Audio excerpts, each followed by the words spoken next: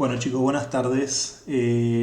Hoy les quería compartir una simulación para repetir con algunos matices lo mismo que había hecho Andrés, que es analizar la sensibilidad de un circuito pasabajos Silent Key mediante las herramientas numéricas que les habíamos presentado en la primera clase, que en este caso son justamente Python con sus módulos NumPy, SciPy y poco más, ¿sí? Es decir, con pocos modulitos podemos hacer muchísimo de simulación de la que vamos a hacer en esta materia. En este caso recuerden que vamos a focalizarnos en ponerle algo en el alrededor de las simulaciones que hicimos la semana pasada, la clase 1, donde estudiamos justamente respuestas de módulo y fase, diagramas de polos y ceros, retardo de grupo en función de la frecuencia, poco más que eso. Ahora lo que vamos a hacer es tratar de ver cómo responden esos sistemas, todas esas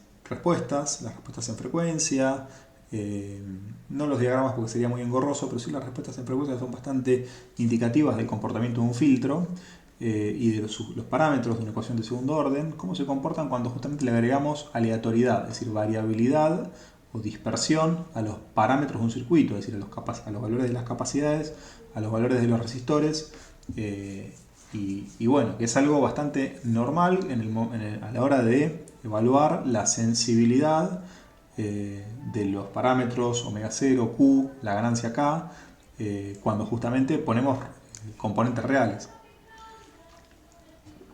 Muy bien, recuerden que vamos a analizar una estructura de un Silent Key, ¿sí? Que es ese circuito que ven ahí en la pantalla, ¿sí? Habíamos analizado este circuito y habíamos visto que tenía una función de este tipo, ¿sí? La estándar, un pasabajo con la única novedad que tiene una ganancia K, ¿sí? Y que para el caso de esta topología nos encontramos con que cada uno de esos parámetros tenían estos valores. Esto ya lo analizamos en videos anteriores. Lo que vamos a hacer ahora es simular, ¿sí? Cómo dependen cada uno de estos parámetros, sobre todo omega 0 y Q, omega y 0Q, respecto de la variabilidad que puedan llegar a tener estos componentes, ¿sí? Estos componentes posiblemente, cuando los querramos fabricar estos circuitos y compremos elementos circuitales, resistores, capacitores con cierta tolerancia, bueno, eso va a manifestarse en una dispersión en los parámetros del circuito, en omega 0 y Q. Bueno, un diseñador lo que tiene que hacer es justamente analizar esas variabilidades y tratar de minimizarlas todo lo posible, de forma tal que, independientemente de la calidad de los componentes, las respuestas y los parámetros omega 0Q sean lo más certeros posible, de acuerdo a lo que uno diseña, ¿sí? Bueno, eso lo podemos simular, por supuesto, una vez que tenemos conocimiento de la función transferencia, como en este caso. Bueno, lo primero que vamos a hacer es justamente plantear un estudio de Monte Carlo, y eso lo vamos a hacer, lo podríamos hacer perfectamente con los circuitos analizadores, con los programas, con los software analizadores de circuitos, como el que mostró Andrés en otro video. Sin embargo, a veces esos programas, que son programas cerrados, se quedan cortos para algunos estudios, ¿sí? O no son lo suficientemente versátiles. Bueno, para eso ustedes manejan herramientas informáticas. Acá les presento una bastante poderosa, que es el scripting, es decir, el lenguaje Python, que les va a permitir básicamente hacer lo que ustedes necesiten, ¿sí? No tienen casi límite a lo que ustedes quieran simular.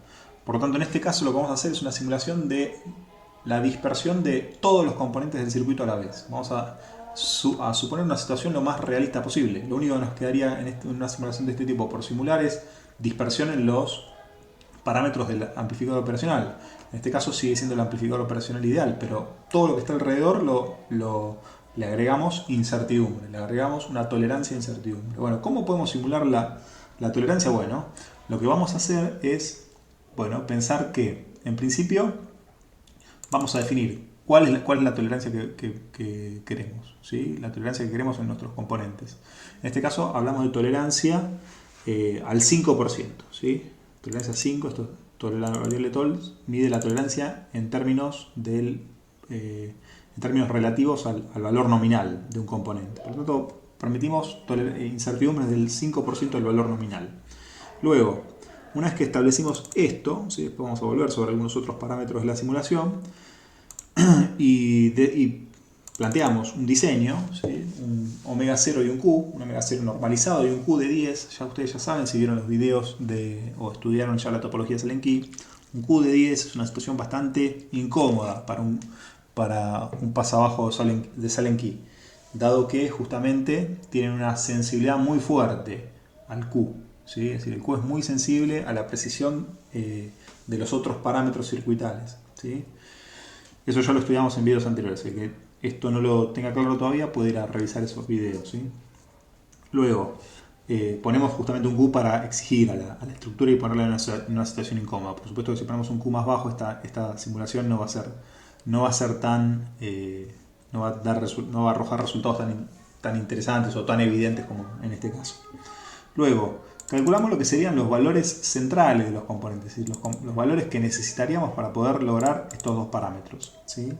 Y ciertamente, en algunos de esos componentes tenemos libertad absoluta de fijarlos. Por ejemplo, capacitores normalizados, resistores normalizados. ¿Sí? Y después, en el único que no podemos decidir libremente, que ya lo tenemos prefijado por los parámetros, es RB. Pero el resto los podemos hacer todos. Tenemos libertad de toquetearlo. Por lo tanto, en este caso los normalizamos, los dejamos en 1. Luego, dado que estos van a ser nuestros 3 grados de libertad, ¿sí? Nuestros en realidad son 2, ¿sí? Y dado los dos parámetros que ha establecido el tercero, lo que nos queda ahora es justamente simular dispersión. Simular una dispersión. ¿Cómo podemos simular una dispersión? Bueno, con un proceso aleatorio. ¿Un proceso aleatorio qué significa? Andrés en la simulación antes decía tirar la moneda. Bueno, esto no es tan así de tirar la moneda, pero no está del todo equivocado en lo que dice. Tiramos la moneda cuando, por ejemplo, metemos la mano en una especie de frasco, ¿sí? O de grilla donde tenemos valores de resistencia. Y tenemos tantos valores de resistencia como los que nos indica su tolerancia, ¿sí? Es decir, la incertidumbre que tenemos en torno a este valor, al valor central del componente. Es decir, si el componente tiene que valer 1 y tenemos una tolerancia del 5%, eso significa que vamos a poder elegir entre algo que vale 0,975 y algo que vale 1,25, ¿sí? Perdón, 1,025. Y el otro sería 0,975, si no estoy equivocado. Es decir, en total es una longitud de un 5%. En este caso, en términos absolutos, A1 del 0,05 tiene que medir el intervalo de incertidumbre. ¿Sí? Bien, por lo tanto, eso lo podemos, ese proceso de samplear lo podemos pensar como justamente la elección de un número aleatorio. Es decir, vamos a elegir números aleatorios que estén dentro de ese intervalo del 5%, ¿sí? Y tomados al azar. Y cada uno de ellos va a ser un evento estadísticamente independiente del otro, ¿sí? Por tanto, la elección de uno de los valores no tiene absolutamente nada que ver con la elección de cualquiera de los otros valores que yo elijo al azar. Lo único que tengo que hacer es disponer de un buen generador de números aleatorios. Pero un generador de números aleatorios que tenga una distribución uniforme.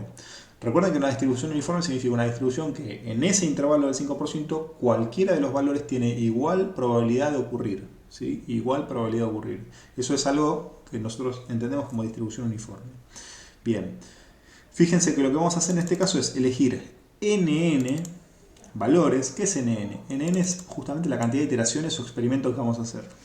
¿Sí? ¿Cuántos experimentos es razonable hacer? Si vamos a hacer un análisis Monte Carlo, una regla que ustedes pueden recordar, puede ser 10 experimentos 10 experimentos por cada una de las variables que vayan a probar. En este caso, como vamos a probar tres variables, ¿sí? CC, RR y RB, podemos pensar que podrían ser 10 por 3, es decir, 30 experimentos. 30 experimentos estaría bien, lo que pasa es que como no son experimentos costosos, yo hago 500 y me curo de problemas, es decir, vamos a tener perfectamente muestreadas las distribuciones, tanto resultantes como origen. ¿Sí? ¿Qué significa esto de tener correctamente muestreadas las distribuciones? Es decir, si yo tengo un espacio del 5%, me aseguro que muestreo bien, es decir, que tomo muestras de todas las regiones de ese intervalo. ¿Sí? ¿Para qué hago eso? Bueno, para asegurarme que en el resultado también estoy muestreando, es decir, evaluando mi función transferencia, evaluando mi variable resultado, ¿sí? También en todo el rango. Es decir, de alguna forma, si tenemos bien muestreadas las distribuciones aleatorias de entrada, lo que nos estaríamos asegurando cuando experimentamos, ¿sí?, con modelos al azar, es que la distribución de salida también la vamos a tener bien muestreada, ¿sí? Bueno, eso lo vamos a ver, eso lo pueden experimentar después ustedes dándole valores más chicos a esto y van a ver justamente a lo que me refiero yo cuando ustedes submuestrean esas distribuciones, ¿sí? Bien, pero eso lo dejo como una inquietud que pueden después probar ustedes en sus respectivas computadoras. Bien, una vez que hacemos esto con todos los elementos, ¿sí?, y fíjense que tenemos todos los valores de C, todos los valores de R y todos los valores de RB, ¿sí?, lo que vamos a tener acá es una colección de NN, es decir, vectores de NN, de dimensión NN, ¿sí?, donde vamos a tener números al azar que de posibles valores de capacidad, posibles valores de resistencia y posibles valores de resistor RB, ¿sí? Luego, con todos esos valores es con los cuales nosotros vamos a hacer la experimentación. Es decir, nosotros vamos a recorrer todos esos vectores, ¿sí?, vamos a recalcular para cada una de esas selecciones aleatorias e independientes, ¿sí?, nuestra función de segundo orden equivalente, es decir, por cada uno de esos elementos, por cada una de las iteraciones, vamos a tener un K, un Q y un omega 0 diferente, y con eso vamos a construir una función transferencia, es decir, vamos a tener también NN funciones transferencias que van a dar NN respuestas de módulo y fase, ¿correcto? Eso lo vamos a graficar, ¿sí? Luego, por último, también vamos a graficar lo que sería nuestra función, nuestro modelo central, es decir, sería nuestro modelo con los componentes si yo pudiera elegir componentes sin error, ¿sí? Es decir, lo que sería nuestro comportamiento esperado, ¿sí?, para ver cuánto se dispersan de ese comportamiento, ¿sí?, cuánto se dispersan las simulaciones de ese comportamiento. Idealmente, si hacemos un buen diseño y si tenemos una buena estructura, tendría que estar todo casi superpuesto a nuestro diseño esperado o con muy poca dispersión para todas las frecuencias. Vamos a ver qué sucede con eso, ¿sí? Luego, por último, luego de graficar eso, lo que vamos a hacer es un estudio estadístico justamente de las distribuciones de los parámetros. Es decir, los parámetros omega 0, Q y K, vamos a ver qué distribución tienen, ¿sí? Vamos a ver qué distribución tienen. Si yo parto de una distribución uniforme, ¿sí?, a la entrada, es decir, yo tomo de una distribución uniforme los valores de los resistores, de los capacitores, ¿sí?, no sé, vamos a ver, estaría bueno que ustedes antes de ejecutar esta simulación piensen qué forma deberían tener esas distribuciones de salida, ¿sí?, se lo cuestionen al menos, bueno, antes de ver el resultado ¿sí? Bueno, vamos a hacer ese estudio también y vamos a ver esos histogramas. Los histogramas, recuerden que son una forma empírica de analizar las distribuciones de los valores de estos experimentos. Por ejemplo, es decir, agarro todos los Q, todos los omega 0 y todos los K de todos los experimentos que yo hice, de los N experimentos que hice, y le hago un histograma a Q, a omega 0 y a K, y veo qué forma tienen, ¿sí? Si, de nuevo, insisto, si todo hubiera funcionado bien e hice un buen diseño e hice una buena elección de los componentes, vería que del omega 0 deseado tendría muy poquita dispersión. Eso es lo que espero ver, muy poca dispersión en torno a eso. Vamos a ver si eso es cierto. Del K, lo mismo, y de todos los parámetros, ¿sí? Es decir, eso sería en el caso de que haya hecho un buen diseño. Bien, vamos a correr esta simulación. La corremos. Todavía no la corrí, ahora sí. Creo que no.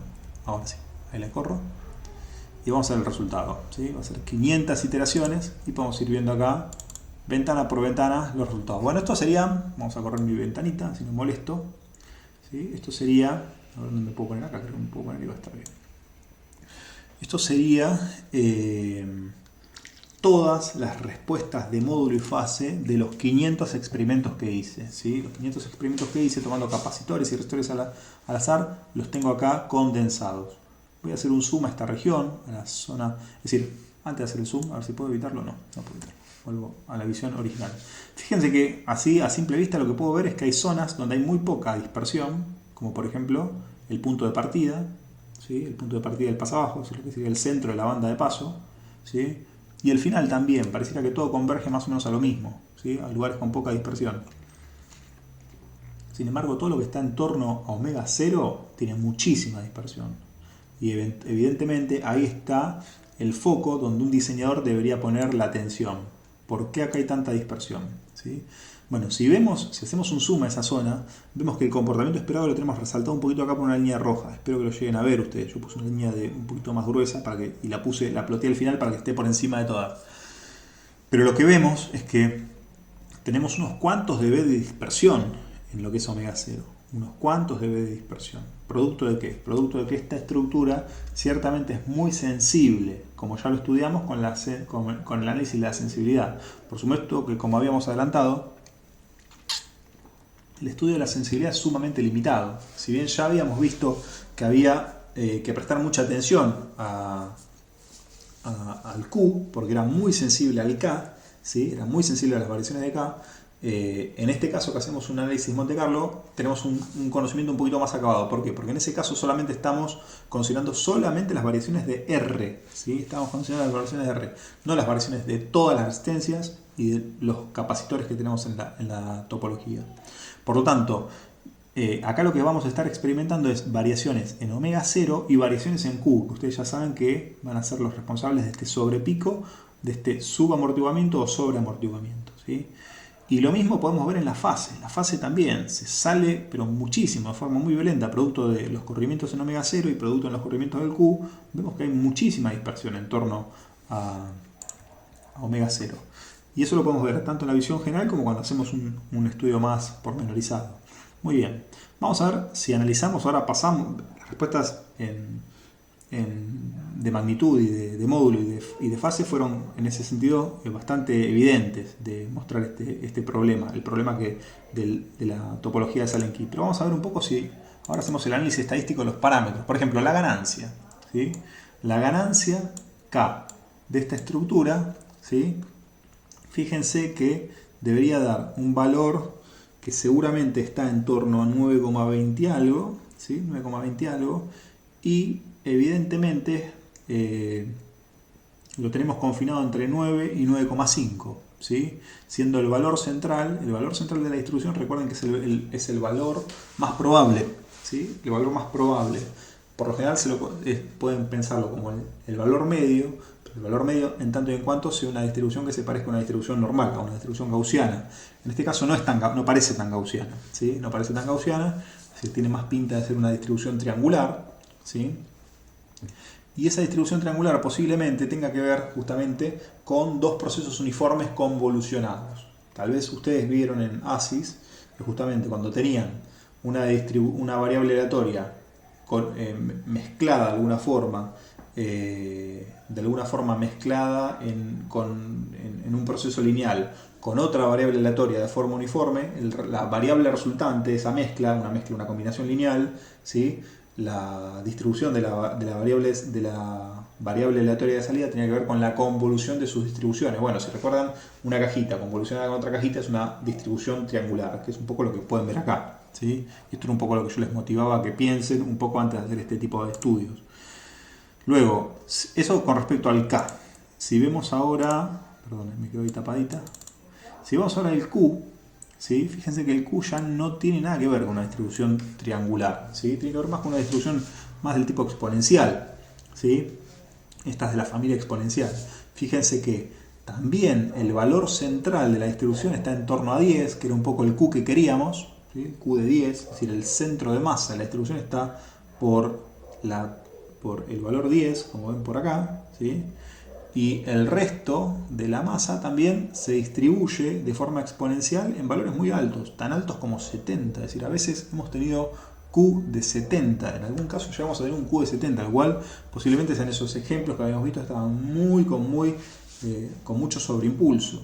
Bueno, eso habla a las claras de que una pequeña dispersión en los valores de los componentes puede llegar a dar hasta Q de 70. Eso es bastante poco deseable. Es decir, yo quería diseñar de 10 y terminé obteniendo de 70. Eso es terrible. A los puntos de un diseño podría ser calamitoso. Podría, obviamente, producir que justamente no funcionen todos los sistemas que tenga asociados a este filtro pasabajo, ¿sí? Bien. Por tanto, mucho cuidado con estas cosas, ¿no? Con este tipo de comportamiento. Nosotros tenemos que evitar, nosotros tenemos que tratar de que esas dispersiones sean lo más acotadas posibles en torno a los valores que nosotros queremos diseñar, ¿sí? Por eso muchas veces este tipo de estudios, ¿sí? De histogramas, estadísticos, con simulaciones, son muy útiles. Bien. Y por último, Tal vez otra que no es tan sensible en esta estructura, que es la omega 0, pero obviamente tiene variación y de alguna forma vemos el mismo comportamiento triangular. Esto les dejo a ustedes de tarea que lo corran un par de veces, incluso si se animan, pónganle 1000, 2000, eso para poblar adecuadamente y van a ver cómo se empieza a ver la naturaleza triangular de estas distribuciones. Nuevamente, producto de las convoluciones de dos cajitas, ¿sí? Bien. Y obviamente si queríamos un omega 0 unitario, esto evidentemente está bastante bien y está en un intervalo bastante razonable. Fíjense que está del menos del 5%, me atrevo a decir del 5%, ¿sí? Es decir, teniendo tolerancias del 5% de los elementos, salimos a una tolerancia del parámetro omega 0 con el 5%, lo cual es bastante razonable, ¿sí? Si nos quedamos en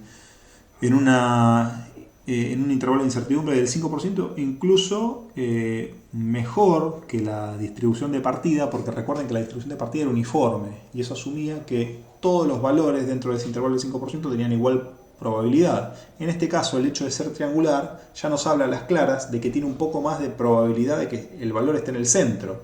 ¿Esto con qué tiene que ver? Y bueno, con que si alguna vez elijo un resistor muy bajo y después lo compenso con un resistor muy alto, posiblemente la frecuencia de sintonía omega 0 por cómo era la expresión terminaba compensando, y eso tiene bastante sentido con este resultado que estoy viendo, ¿no? Es decir, una subestimación del resistor con una sobreestimación del capacitor se compensan los efectos y me terminan dando un omega 0 razonable, cercana a lo que yo esperaba, que era omega 0 unitaria, ¿sí? Por lo tanto, esto de alguna forma habla a las claras de eso. Lo mismo con el K. El K también tiene el mismo resultado. Ahora, el Q es otra historia. El Q es otra historia y es el talón de Aquiles de esta estructura, ¿sí? Esto lo vimos bien claro en las simulaciones que presentó Andrés, lo vimos muy claro también en las predicciones que hicimos con el estudio de sensibilidad, ¿sí? Cuando calculamos la sensibilidad del Q respecto al K. Y ahora lo vimos claro con el Monte Carlo que había presentado Andrés, con la variación solamente de la R, y ahora lo vemos con la variación de R, de todas las R y de los C. Es decir, algo bastante más realista que lo que vimos antes. Y vemos que justamente el efecto aún puede ser peor. Por tanto, bueno, esto en este video pretendía ser un pasito más en la capacidad que ustedes puedan tener para simular con Python, presentarle la herramienta y bueno, y ponerlo a su consideración si lo quieren usar para los proyectos, para los circuitos que ustedes vayan haciendo, ¿sí?